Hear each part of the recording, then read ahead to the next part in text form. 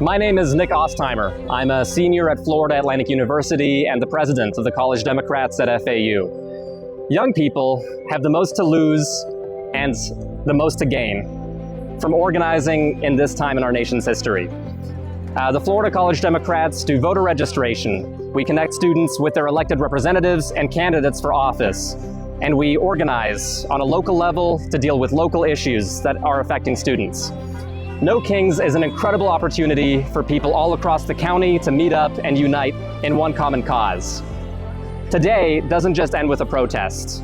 There are dozens of organizations here today, informing people how they can remain involved, dealing with immigration, mass surveillance, police brutality, cost of living, and more. FAU is home to a 287G agreement. That's when our police department has a partnership with ICE, allowing them to conduct immigration enforcement. That includes the authority to arrest and detain students on the mere suspicion of being an undocumented immigrant. Today, we were incredibly happy to enjoy the support of Boca residents who are fed up with local police cooperation with ICE. We're asking residents to join us in a letter-writing campaign to the Board of Trustees, University President, and Chief of Police. This agreement is entirely voluntary. The governor's directive is just him asking nicely, but every university in the state has fallen into line. This is compliance in advance. And if we allow this to go uncontested, democracy, freedom on our campuses will be the next casualty. My name is Rojas. I'm a senior at Florida Atlantic University, and I'm the secretary of the FAU College Democrats. We are at a crucial turning point in American history. Young people are not voting because they do not feel represented, and they are not represented because they are not voting. Additionally, students and even teachers do not feel free to speak their minds. Here at FAU, the 287G agreement, which deputizes local police forces to conduct immigration enforcement, is limiting student speech and representation through intimidation. For the record, anyone can be an illegal immigrant if they do not have the right documents or if they do not produce them fast enough. Our student government representatives do not feel free to speak their dissent. Immigrants on our campus are afraid to appear at our anti-287G, anti-ICE protests. I know two people whose mothers won't even set foot on campus for fear that they might be profiled. But there is something that you can do. If you'd like to help us with our action on campus, if you'd like to help us register more students to vote, if you'd like to help us challenge our institutions, please make a donation to the Palm Beach County Democratic Campus Development Club. If you're not happy, if you're displeased with what's going on our campus, please write a letter of dissent expressing your concerns to our Board of Trustees. My name is Ana Maria Hernandez. I am a proud immigrant, and I have the honor to serve as the field director for the Florida Immigrant Coalition. And today, we are here at No Kings, speaking with all our community members, reminding them why it's so important for us to show up and speak up. We are building community centers, community hubs, so that we can all band together and take action to defeat this political moment.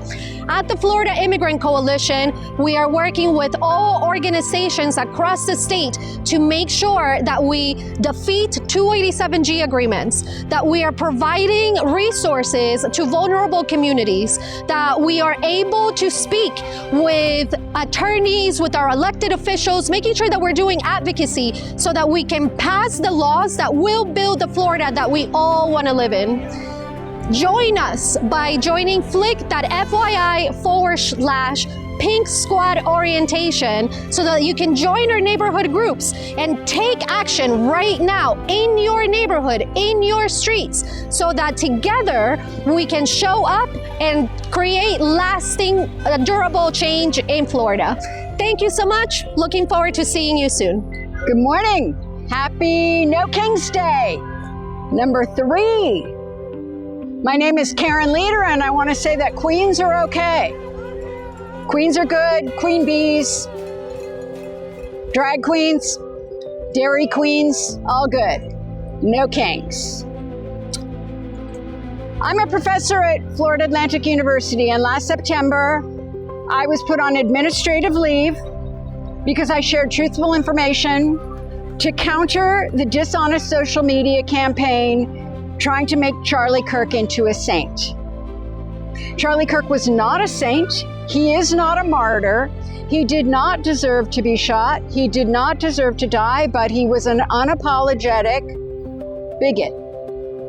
He was comfortable expressing racism, misogyny, homophobia, transphobia, and anti-Semitism. In a coordinated campaign led by state actors close to Governor DeSantis, I was doxxed, and I was not alone in that doxing campaign. Doxing is a form of cyberbullying. It uses your personal information to direct people to harass you in the hopes of shutting you up. Institutions react to that doxing, speech is shut down, and the activists are getting their way. What happened next, though, matters, which is that my university president, Adam Hasner, escalated instead of de-escalating the situation. And that put all of FAU in danger because it went viral and the death threats came rolling in and the police with their automatic weapons showed up. That is why I'm speaking out. That is why I want you to know that this is not okay. There's a word for it: stochastic terrorism. Stochastic terrorism is when you identify people that you disagree with politically, you direct violent rhetoric against them, convincing others to target them. It's where the term lone wolf comes from. Lone wolves are never alone. They are always radicalized by this kind of rhetoric. What on the surface is an attempt to get people fired is actually an act of political violence. The practitioners know it. They lob grievance porn for clicks, from which they make money, to an audience of dry kindling that lights the flame. Fear is their fuel, but the fires they light are rarely traced back to them. Stochastic terrorism. The press covers the speech. Well, what did she say? Well, was it protected? Was it First Amendment?